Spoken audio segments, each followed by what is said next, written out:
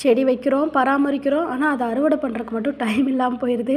என்னடா இவ்வளோ ஸ்பீடா ஓடிட்டுருக்கோமே! இனி கொஞ்சம் ஸ்பீட கம்மி பண்ணிக்கணும் அப்டின்ட்டு இருக்கிறேன். ஆர்டர்ஸ்லாம் இனிமே அதிகமா எடுக்க போறதில்ல. கம்மியா எடுத்துப்போம். ஏன்னா, தோட்டத்த வந்து பராமரிச்சு பார்க்கணும். நம்ம மட்டும் தான் பார்க்குறோம். அதனால தோட்டத்த பார்க்கணும், அறுவடை பண்ணணும், ஹெல்த்தியா சாப்பிடணும். அதுக்கப்புறம் தான் எல்லாமே. இனிமே வந்து ஆர்டர் கம்மியா எடுத்துக்கலாம் அப்டின்ட்டு இருக்கேன். என் பொண்ணும் நானும் சேர்ந்து இன்னைக்கு ஒரு குட்டியா ஒரு அறுவடை பண்ணோம். நெறைய செடிகள் வந்து விதைக்காக தயாரா இருந்துச்சு. அதெல்லாம் தனியா பறிச்சுக்கலாம் அப்படின்னு சொல்லிட்டு, இன்னைக்கு கையில கிடைச்சத மட்டும் பறிச்சு எடுத்தோம்.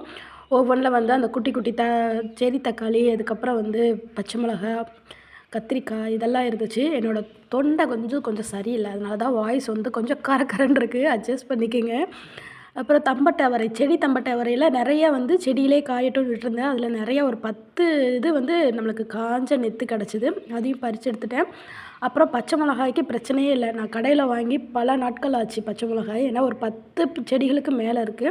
அதுலேருந்தே ஃப்ரெஷ்ஷா பறிச்சுக்கிறது பச்சை மிளகாய். அப்புறம் பால் அவரையும் வந்து நல்லா முத்தி விதை வர ஸ்டேஜ்க்கு வந்துருச்சு. அதனால அதுலேயும் வந்து தேவையான அளவு மட்டும் பறிச்சு எடுத்துக்கிட்டேன். இனி வந்து விதைகள் வந்து தாராளமா கிடைக்கும். எல்லாமே முத்துறக்கு விட்டுட்டேன். ஏன்னா வீட்டு யூஸ்க்கு கொஞ்சம் பறிச்சேன். மத்ததெல்லாம் வந்து விதைகளுக்கா விட்டுட்டேன். இதுதான் இன்னைக்கான அறுவடை.